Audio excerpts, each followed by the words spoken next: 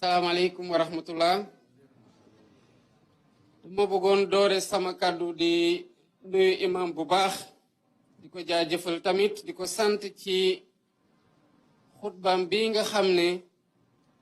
fàttaliwaat nañu lan mooy cosaanu bés bi ak lan mooy njàngat yi nga xamante ne war nañ ko ci mën a jàngatee mu doon yokkute ci ñun ci suñu diine ci suñu jaamu yàlla ak suñu diggante ak suñu borom. di nuyu kilifa diine yi ak aada yi di nuyu tamit imaam yépp ak fépp fu ñu mën a nekk ci biir Sénégal di nuyu jàngalekat yi nga xamante ne ñoo nekk ci daara gi di dundal diini gi di nuyu tamit ñépp ñi nga xamante ne ay julit lañu te feete nañu ci bés yi ñu nekk feetu tabaski bi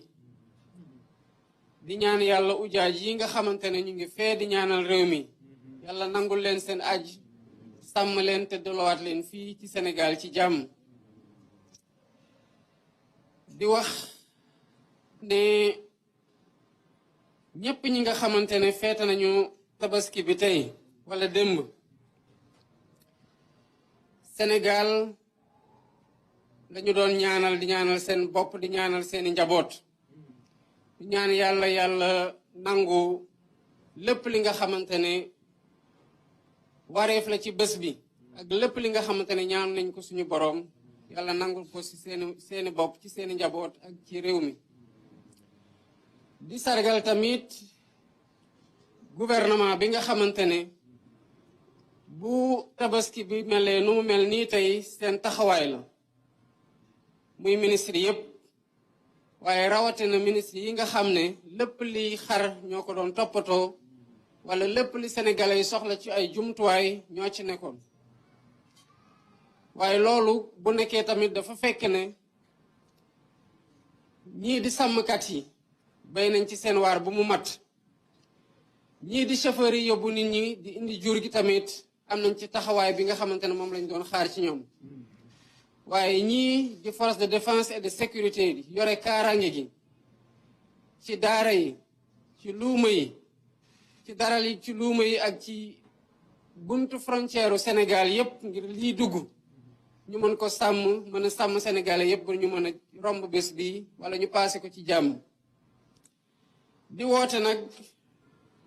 jàmm ci réew mi ak waxtaan ak diisoo ak penco niñ ko defee ci bés yi nga xamante ne ameloon nañu ko